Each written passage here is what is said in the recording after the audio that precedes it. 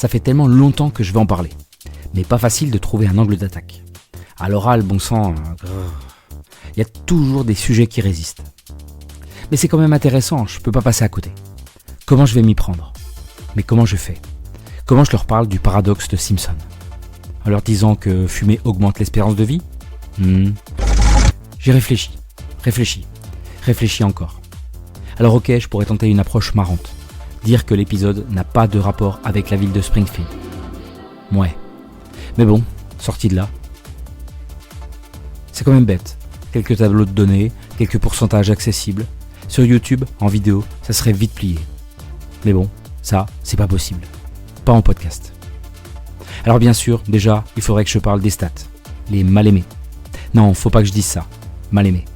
Sinon, je vais me faire tomber dessus. La Ligue des statisticiens extraordinaires. Cette branche particulière des maths. Ça, c'est bien.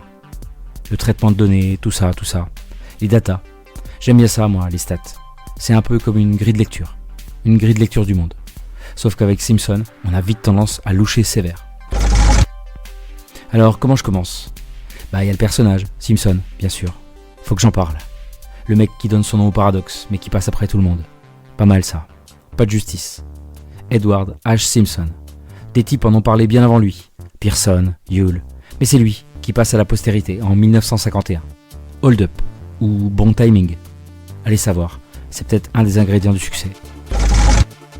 Alors le paradoxe de Simpson. Résumé. Un phénomène statistique. Une tendance nette observée sur plusieurs groupes. Insister sur les groupes. Mais lorsqu'on les rassemble, bim, la tendance disparaît. Ou pire, elle s'inverse. Fin du résumé. Puissant. Je comprends rien de rien à ce qui se passe. Intriguant, à coup sûr. Insignifiant, pas tant que ça. Quand vous aurez croisé Simpson, vous penserez le contraire. Avec Simpson, on juge mal un médicament. Avec Simpson, on croit que fumer allonge l'espérance de vie. Avec Simpson, on n'attribue pas la médaille au bon joueur.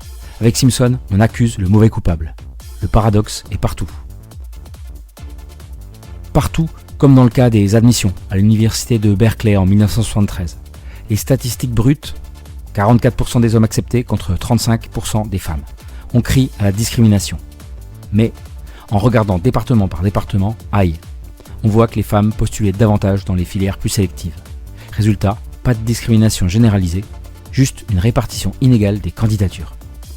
Partout, comme dans les stats sportives, au baseball par exemple. Derek Jeter contre David Justice. On est en 1995. Jeter a une meilleure moyenne de frappe. En 1996, idem. Problème, si on regarde les deux saisons combinées, Justice passe devant. Pourquoi ? Parce que le nombre de frappes et de tentatives est différent chaque année. Partout, comme dans le domaine de la justice.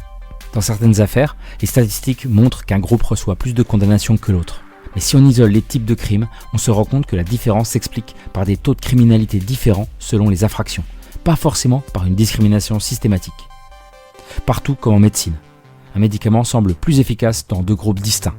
Mais si on regroupe les données, il devient moins efficace, car les deux groupes avaient des profils très différents, typiquement liés à l'âge ou au sexe. Ça arrive de temps en temps. Des exemples partout.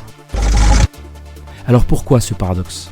Il faut regarder les échantillons à la loupe, les sous-groupes à la répartition parfois bancale, déséquilibrée, et l'intervention d'un facteur de confusion, un critère sous-estimé qui vient fausser l'analyse des résultats. Le sexe qui influence sur les données, une distribution inégale de placebo, l'âge qui joue sur les résultats, la répartition des matchs, la pauvreté, la météo. Les chiffres ne mentent pas, mais ils peuvent être sacrément trompeurs. Alors affûtons notre cerveau. Les chiffres ne mentent pas, mais attention à l'interprétation qu'on en fait. Bref, faut que je parle du paradoxe de Simpson.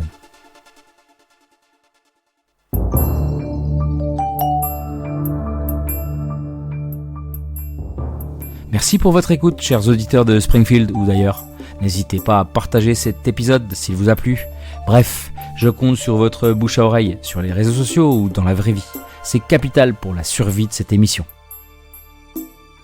En tout cas, on se retrouve mercredi dans 15 jours pour votre dose bi-hebdomadaire de mathématiques. Allez, prenez soin de vous.